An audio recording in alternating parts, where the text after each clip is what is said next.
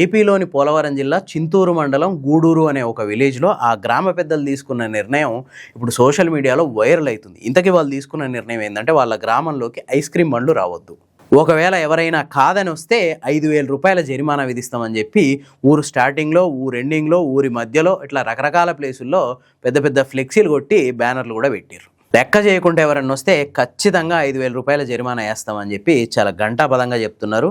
అంతేకాదు ఈ గ్రామస్తులకి ఇంకో చరిత్ర కూడా ఉంది. అదేంటంటే గతంలో ఊరోళ్ళందరూ ఏకమై ఆ ఊర్లో ఉన్న బెల్ట్ షాపుల్ని తరిమి కొట్టిరు. ఊర్లో నుంచి ఊర్లో మద్యం అమ్మకాలని పూర్తిగా నిషేధించారు. మరి మద్యం అయితే ఓకే, కానీ ఈ ఐస్ క్రీముల మీద నిషేధం ఏమైందంటే ఈ ఐస్ క్రీములు అమ్మేటోళ్ళు వచ్చేటోళ్ళు రకరకాల కల్తీ పదార్థాలతో ఐస్ క్రీములు తయారు చేస్తున్నారు. ఆ ఐస్ క్రీములు తినడం వల్ల మా పిల్లలకి విపరీతంగా జలుబు, దగ్గు, అట్లాగే గట్ హెల్త్కి సంబంధించిన అంటే జీర్ణకోశ సమస్యలు వస్తున్నాయి. అందుకే ఈ నిర్ణయం తీసుకున్నామని చెప్తున్నారు. అంతేకాదు ఊర్ల దుకాణాలలో కూడా ఎవరన్నా ఎక్స్పైర్ అయిపోయిన స్నాక్స్ అంటే కుర్కురేలు, చిప్స్ ఇట్లాంటివి ఉంటాయి కదా, ఇవి ఎవరైనా ఎక్స్పైర్ అయిపోయినాయి కూడా అమ్మితే కూడా వాళ్ళ మీద కూడా చర్యలు ఉంటాయని చెప్పి గట్టిగా హెచ్చరిస్తున్నారు.